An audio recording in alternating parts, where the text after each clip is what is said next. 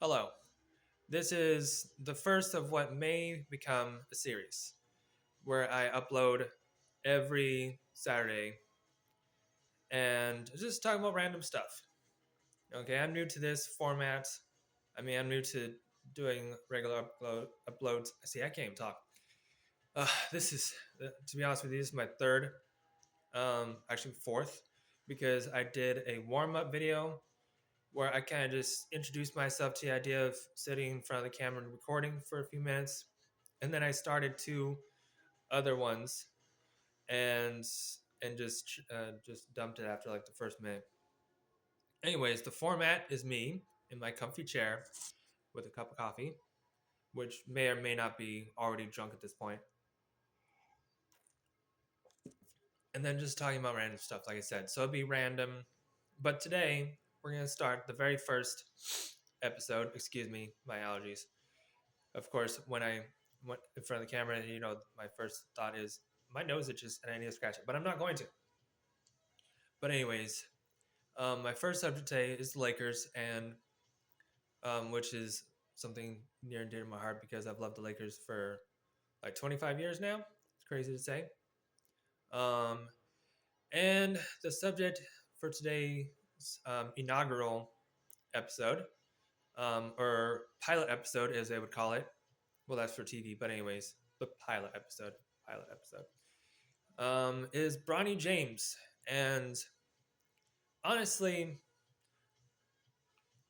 I don't want to say a whole lot about how I feel about Bronny James. Excuse me. Oi, sorry. I really did itch. Oh, sorry. Anyways, I think I might just edit that part out. So Bronny James. Okay, it's a great story. Father and son play on the same team. Just imagine like Steph Curry with Del Curry, or there's not too many, you know, good comparisons like good father son duos. Like Bill Walton and Luke Walton were different kind of players for sure. And then of course Del Curry, Steph Curry, like I said. And then there's Joe Jellybean Bryant and Kobe Bryant. That would have been a fun pair to watch. But seeing Big Big James with Big James, Little James, that's what I'm gonna call him. Big James, Little James, you know, and it's cool, it's just insane to me the fact that he was the 55th pick, okay, and maybe he shouldn't have even been picked at all. I don't know. Maybe he should have just been an undrafted free agent, and they could have just as easily not drafted him and picked him up on the free agent wires at the beginning of the season. Wouldn't have mattered, except to whoever that 55th pick was. I have no idea. I didn't know anything about the draft. I didn't know who could have been that pick. I don't know who Bronny James may or may not have been picked over. But anyways, and so he had his first game. Well, not his first game. I I didn't really see his first game. I just kind of saw the highlights. Actually, I don't really remember the highlights. I guess um, I can't remember now. To be honest with you, I feel kind of silly because I didn't like the first game came and went, and then I was like, I don't even remember if they won or lost. But anyways, last Friday they had um, their last preseason game, and they got totally destroyed by the Golden State Warriors. And I don't know too much about the Warriors. I'm like, was that their starting lineup? Was that their bench? I don't know. All I know is it had to have been their starting lineup. All I know is that the final score looked like I don't even know. It looked it it was just ridiculous. How do you lose by that many points? Anyways, and so all anyone was ever talking about was Bronny James, and then the other guy who I guess played well but isn't officially on the roster. I don't remember his name or anything, but Bronny James.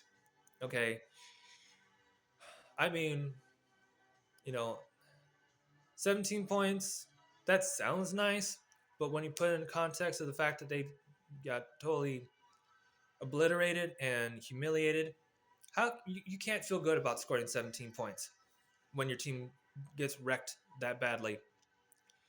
And I didn't see the negative, his positive negative, but it had to be big.